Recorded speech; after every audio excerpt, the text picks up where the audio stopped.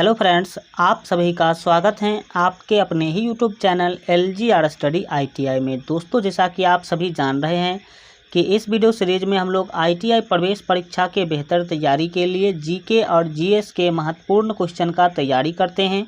आपको बता दें कि आज यह इस वीडियो सीरीज का 18 नंबर वीडियो है। GK और GS के महत्वपूर्ण क्वेश्चन के लिए इस तरह का 17 वीडियो ऑलरेडी हम अपलोड कर चुके हैं। तो अगर आप अभी तक इस सभी 17 वीडियो को नहीं देखे हैं तो आप इस चैनल के प्ले लिस्ट में जाकर के ज़रूर देख लीजिएगा, जो कि आपके एग्ज़ाम के लिए काफ़ी महत्वपूर्ण है।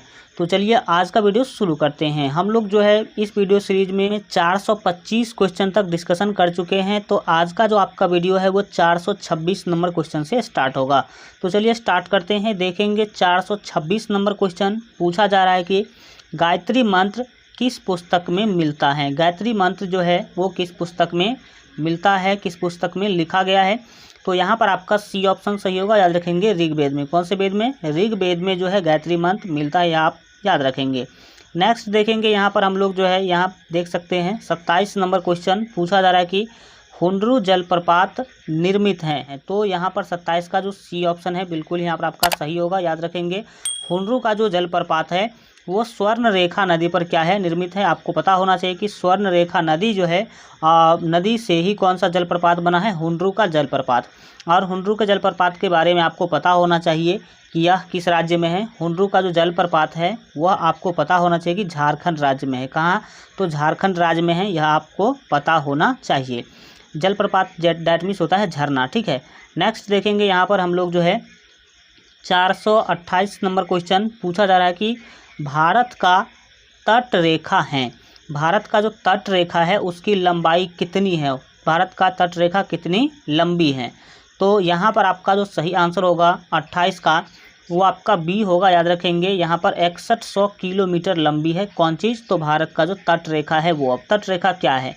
सभी जानते हैं कि भारत का जो नक्शा है वो नीचे से कुछ इस टाइप का है और ये जो आपका पार्ट है ये क्या है, समुद्र है। तो आपको पता होना चाहिए कि समुद्र के किनारे जितने भी हमारे ये जो तट है इसको कहते हैं तट रेखा, ठीक है। तो तट रेखा जो है मतलब जो सीमा रेखा, हमारे भारत के जो सीमा रेखा जो है समुद्र से लगा हुआ उसको तट रेखा कहते हैं। तो समुद्र से लगा हुआ कितना हमारा बाउंड्री, कितना किलोमीटर? तो याद रखेंगे आप लोग कितना, 6100 किलोमीटर, ठीक है। आगे बढ़ेंगे और देखेंगे नेक्स्ट यहाँ पर जो है 429 नंबर क्वेश्चन पूछा जा रहा है कि भारत का प्रथम उर्वरक संयंत्र कहाँ लगा था। मतलब उर्वरक बनाने वाला जो संयंत्र है, कारखाना है, सबसे पहले कहाँ जो है लगाया गया था। तो 29 का यहाँ पर आपका बी ऑप्शन सही होगा। याद रखेंगे सिंदरी में। कहाँ? तो सिंदरी आपका बिल्कुल ही सही आंसर होगा। नेक्स्ट देखेंगे हम लोग यहाँ पर 430 नंबर क्वेश्चन डाउटनेट पर होगा। अब आपके सभी मैथ, केमिस्ट्री, फिजिक्स और बायोलॉजी डाउट का सफाया। बस अपने क्वेश्चन की फोटो खींचो, उसे क्रॉप करो और उसे सबमिट करो और 3 सेकंड के अंदर उसका वीडियो सॉल्यूशन पाओ। क्लास 6 से 12 से लेके नीट, IIT, JEE मेंस और एडवांस के लेवल तक आज ही डाउनलोड करें। डाउटनेट ऐप लिंक डिस्क्रिप्शन में दिया गया है। क्वेश्चन पूछा जा रहा है कि निम्न में से कौन सी फसल खरीफ में नहीं बोई जाती है। मतलब खरीफ का प्रकार निम्नलिखित में से कौन सा फसल नहीं है।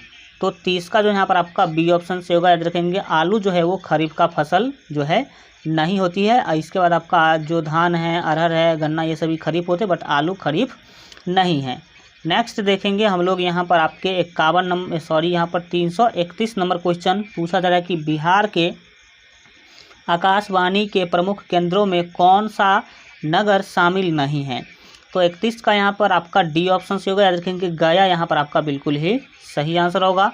नेक्स्ट देखेंगे हम यहाँ पर जो है 32 नंबर क्वेश्चन को पूछा जा रहा है कि बिहार में वर्तमान में कितने ज़िले हैं। बिहार के अंदर वर्तमान में कितने ज़िले हैं। तो आपको बता दें कि यहाँ पर आप समझ सकते हैं कि हल्का टाइपिंग मिस्टेक हो जाता है।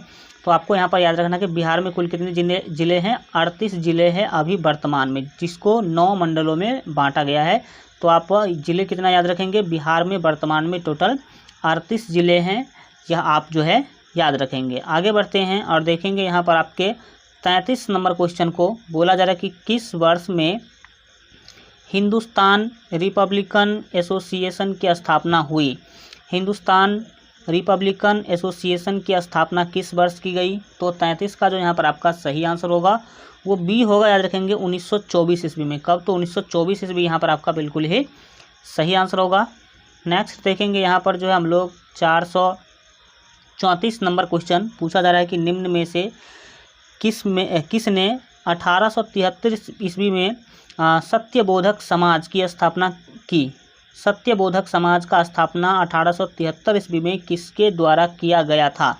तो 34 का यहाँ पर जो आपका सही आंसर होगा वो बी होगा, याद रखेंगे ज्योतिबा फूले यहाँ पर आपका बिल्कुल ही सही आंसर होगा। नेक्स्ट देखेंगे यहाँ पर हम लोग जो है 35 नंबर क्वेश्चन को पूछा जा रहा है कि मयूर सिंहासन पर बैठने वाला अंतिम मुगल सम्राट कौन था?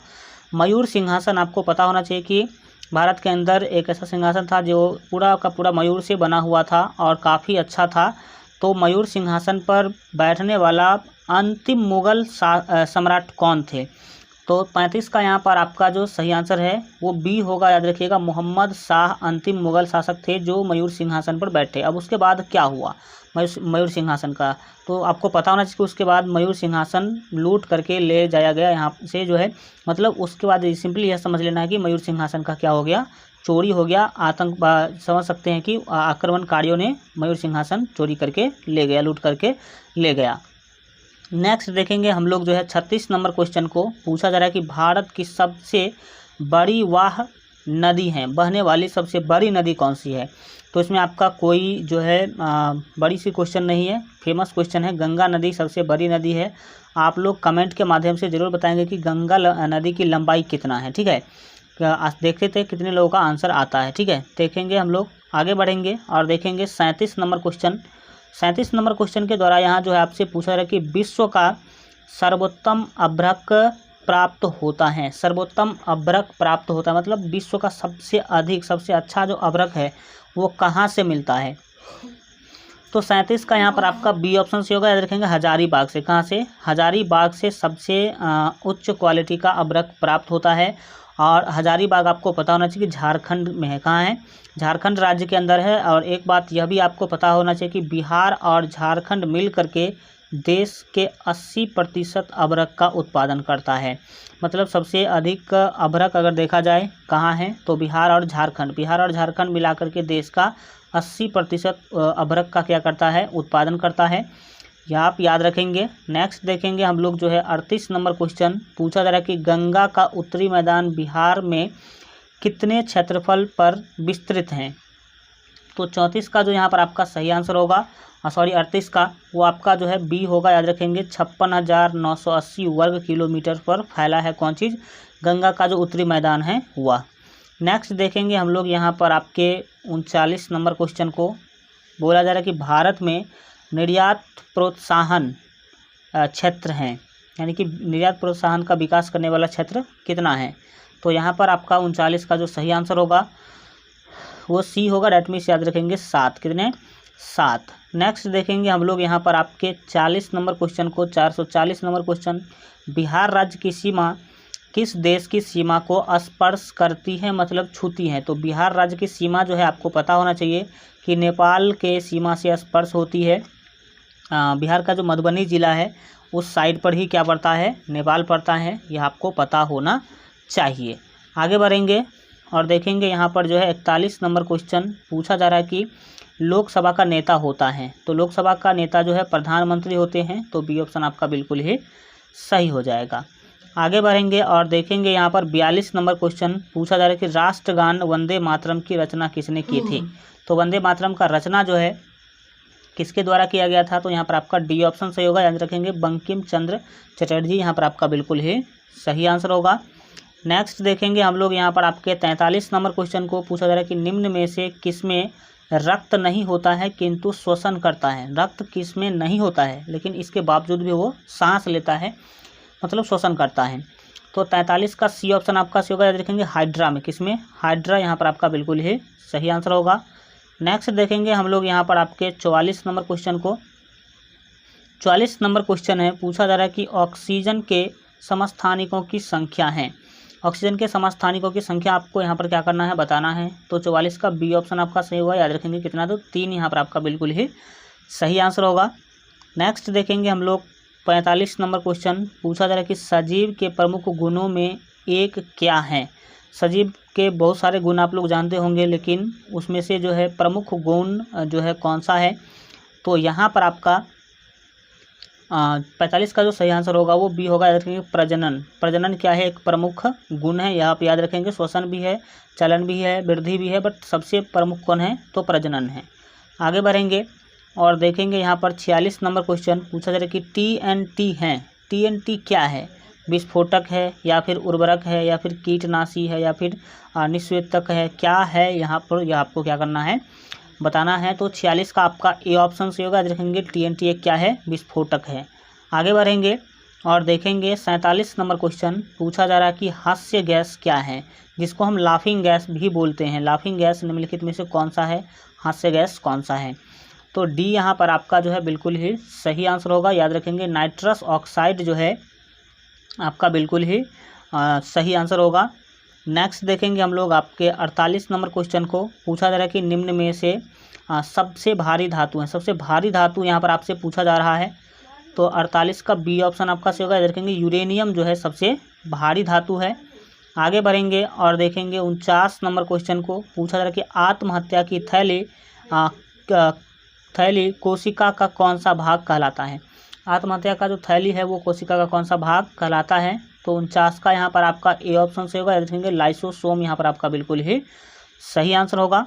नेक्स्ट देखेंगे हम लोग यहाँ पर आपके 50 नंबर क्वेश्चन को बोला जा रहा है कि इलेक्ट्रॉन की खोज किसने की थी। तो 50 का यहाँ पर आपका सी ऑप्शन से होगा। याद रखेंगे जे थॉमसन के द्वारा जो है इलेक्ट्रॉन का खोज किया गया था। आज के लिए इतना ही रखते हैं। आपको बता दें कि ITI प्रवेश परीक्षा के बेहतर तैयारी के लिए अगर आप अभी तक हमारे मोबाइल ऐप को डाउनलोड नहीं किए हैं तो इस वीडियो के डिस्क्रिप्शन में आपको मोबाइल ऐप का लिंक मिल जाएगा।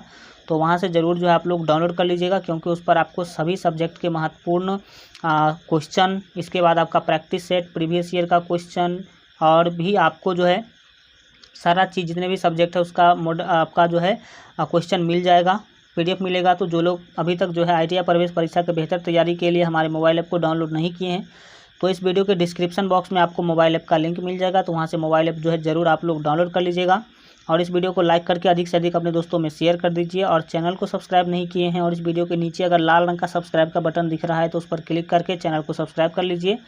बगल में घंटी का निशान आएगा, उस पर क्लिक करके ऑल पर सेलेक्ट कर लीजिएगा ताकि आगे आने वाले सभी वीडियो का नोटिफिकेशन सबसे पहले आपको मिल सके। चलिए मिलते हैं अगले वीडियो में, तब तक अपना ख्याल रखिए और LGR स्टडी देखते रहिए।